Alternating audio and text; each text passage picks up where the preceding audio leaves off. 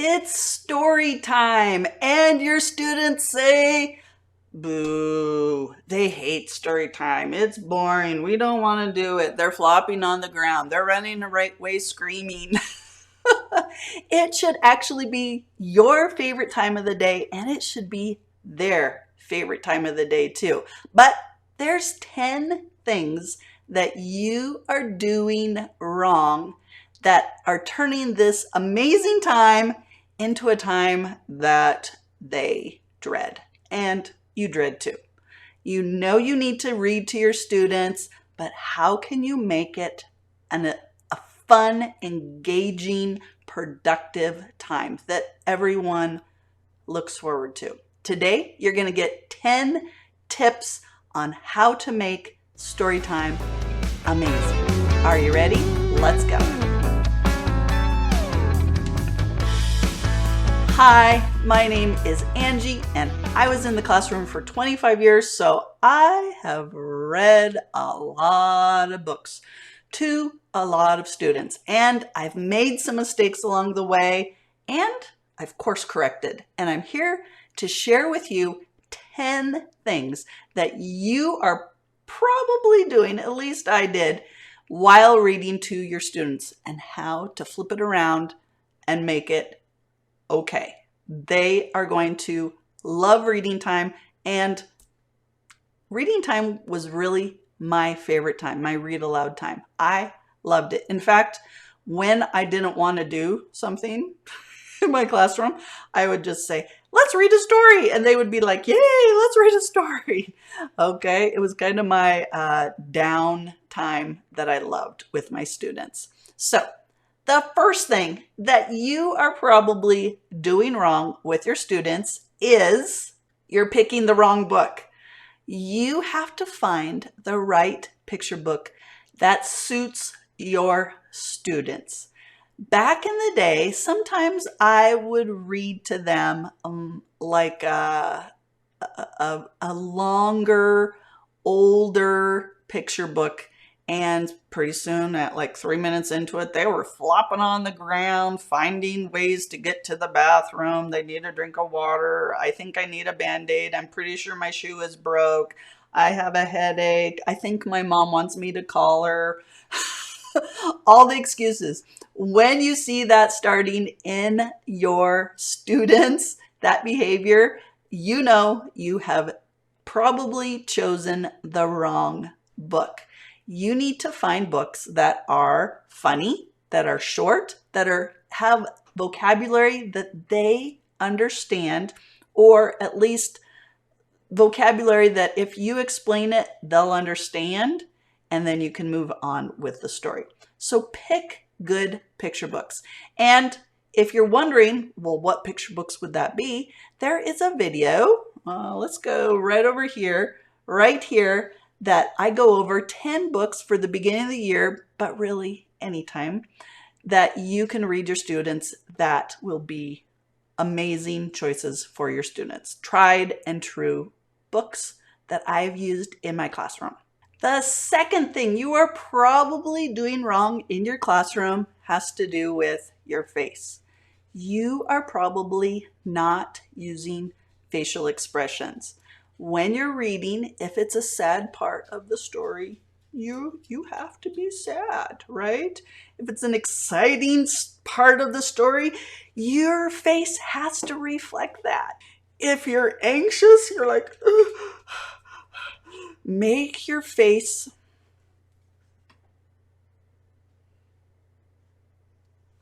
if you're disgusted. When your face is showing those expressions that reflect what's happening in the story, it is going to improve your students' comprehension. They are going to see your face and understand more about what is going on in your classroom. The third thing that you're probably doing wrong is you are not using the correct volume in your voice. If you are saying something that's exciting or scary, your voice should get a little bit louder. And if it's a little bit different, like scary, or you want to emphasize something, go quieter. Okay? When your voice gets quieter, you'll see it. They will actually lean in. Ooh, this is something important. And when you say something loud, they'll go backwards. Whoa! So vary your volume. Now the next one is similar to that, but this one has to do about your pace. When you slow down, it adds emphasis. When you speed up, it shows excitement or a little bit of anxiousness.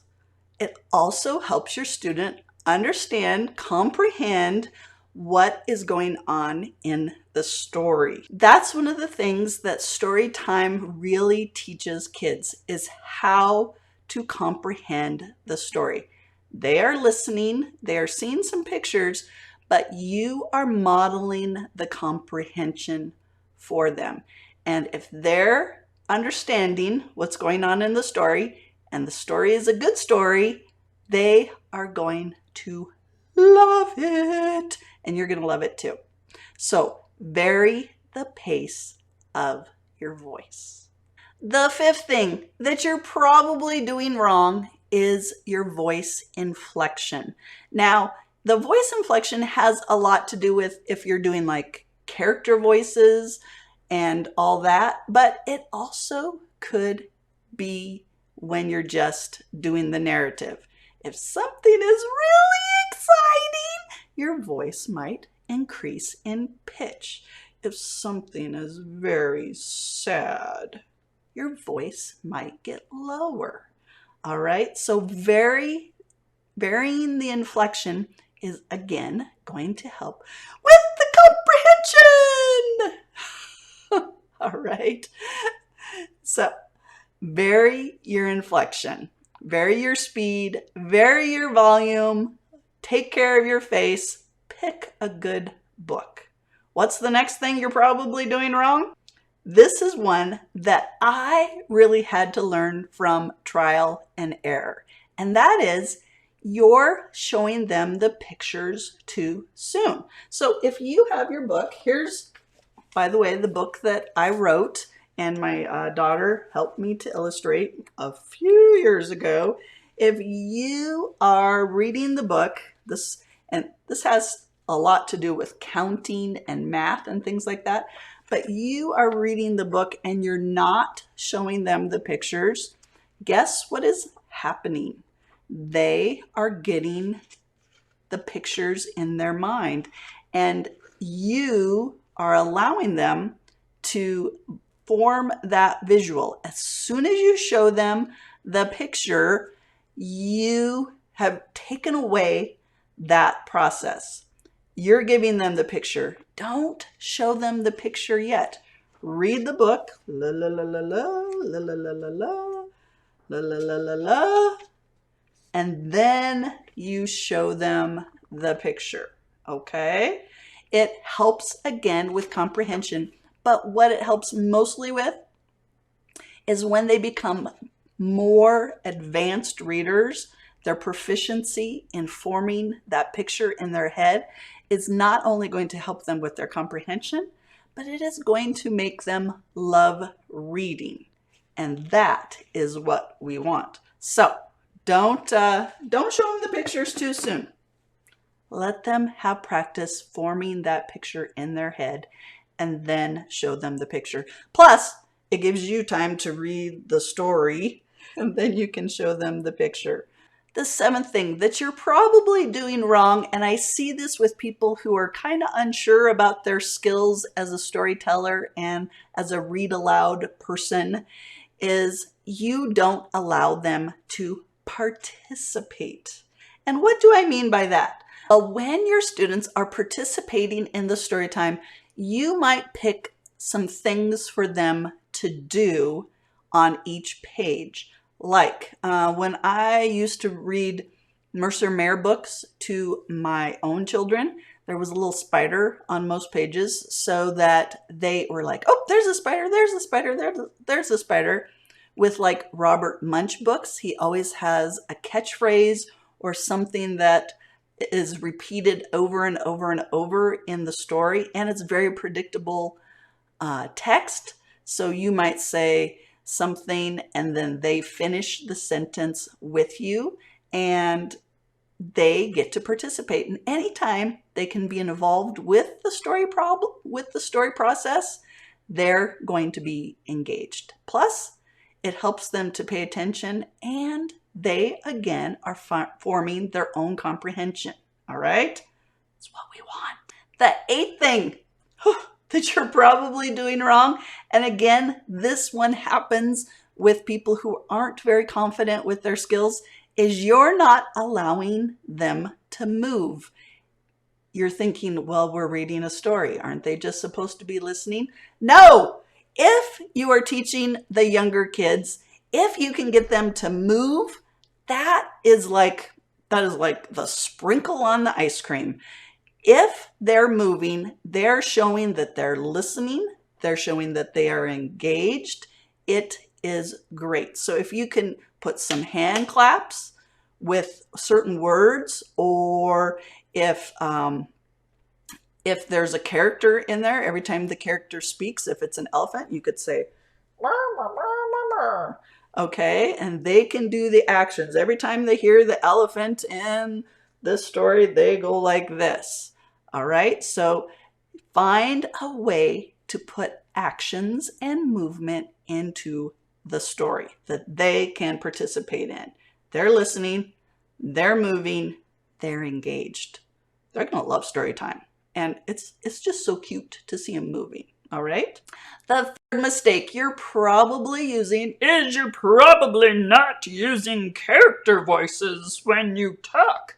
No, I don't think I am, because I feel a little bit silly. But I am telling you, when you use the character voices, your students are going to be more engaged with you, and their comprehension is going to go up.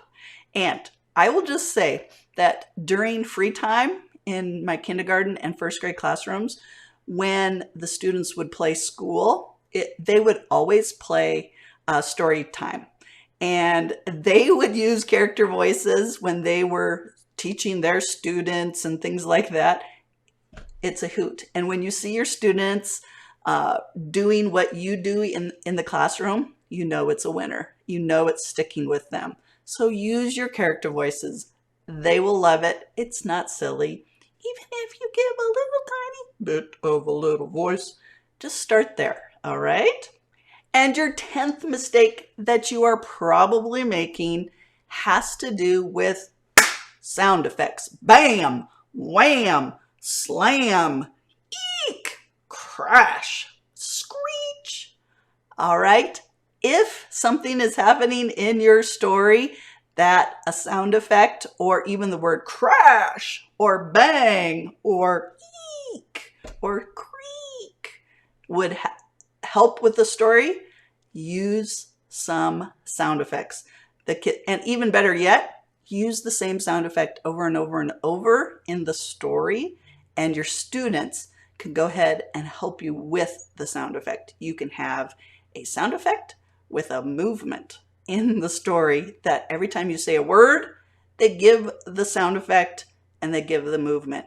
Get them engaged. All right, there's 10 things that you are probably doing wrong and how to correct it when you are reading to your students. It will help with engagement. It will help with comprehension. They will beg you to read a story. And when you say, let's read a story, they will be like cheering. Yeah, yes, let's read a story. We love stories. It can be the best time in your classroom. All right. Remember to like and subscribe to this channel for more tips and tricks on how to make your teacher life amazing. Again, my name is Angie, and remember, you are loved by the creator of the universe, and I think you're pretty amazing too. I will talk to you later. Happy reading to your classroom. Bye-bye.